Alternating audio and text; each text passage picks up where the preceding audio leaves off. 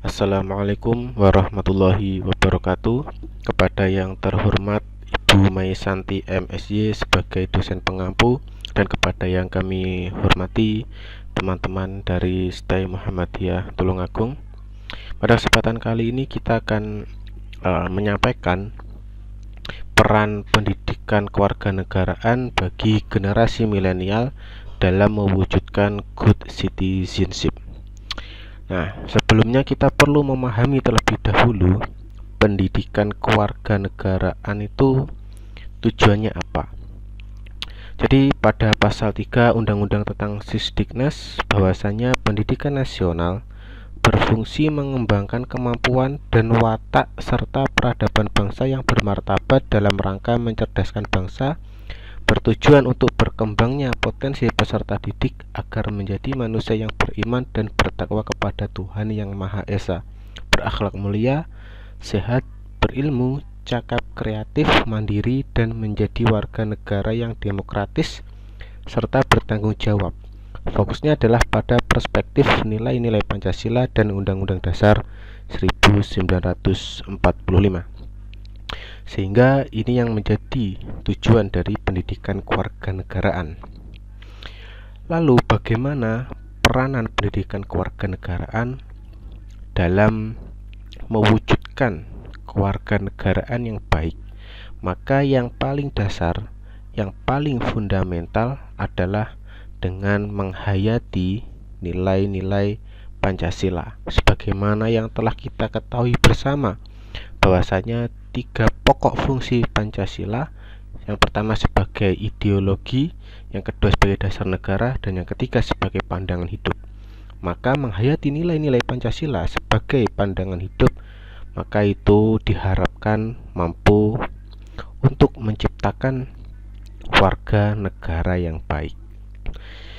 Misalnya dalam sila yang pertama, yaitu ketuhanan yang Maha Esa, yaitu dengan menjalankan ibadah sesuai dengan keyakinan serta agama masing-masing, lalu membebaskan dan menghargai perbedaan agama sesuai dengan keyakinan masing-masing.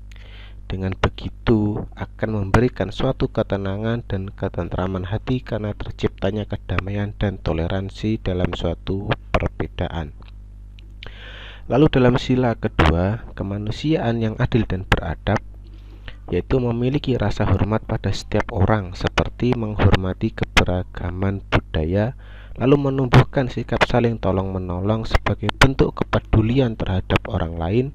Dengan begitu, meskipun terhadap keberagaman tidak akan tergoyahkan.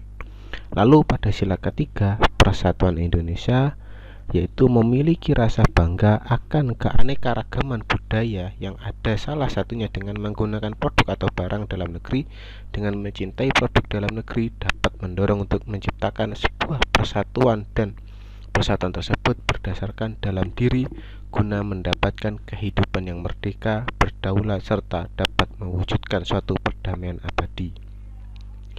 Lalu dalam sila keempat, kerakyatan yang dipimpin oleh hikmat kebijaksanaan dalam permusyawaratan perwakilan, yaitu dengan berpartisipasi dalam gerakan-gerakan sosial dan juga harus mementingkan kepentingan umum dibandingkan kepentingan pribadi. Lalu pada sila kelima, keadilan sosial bagi seluruh rakyat Indonesia, yaitu dengan menaati peraturan seperti peraturan lalu lintas, membayar pajak, dan juga menjaga kebersihan. Dengan begitu, suatu perpecahan akibat sebuah pelanggaran tidak akan terjadi. Masyarakat khususnya pada generasi milenial juga perlu menerima perlakuan adil dari siapapun sehingga dapat tercapainya kedamaian serta kemakmuran. Itu sekilas tentang nilai-nilai dari sila-sila Pancasila. Lalu bagaimana implementasinya?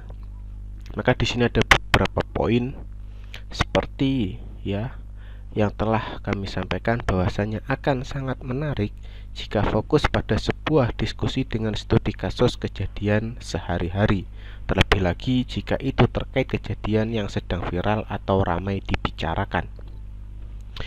Ya, kenapa? Karena ini adalah generasi milenial, mereka akan sangat tertarik, akan sangat terpusatkan perhatiannya dengan hal-hal yang sedang ramai, dengan hal-hal yang sedang banyak dibicarakan dibicarakan.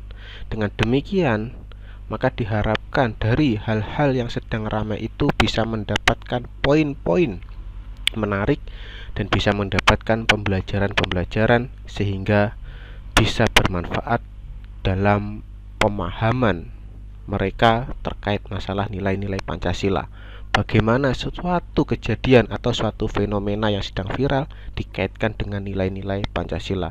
Dengan demikian, diharapkan itu bisa menjadi salah satu implementasi dalam pendidikan kewarganegaraan di lingkup sekolah.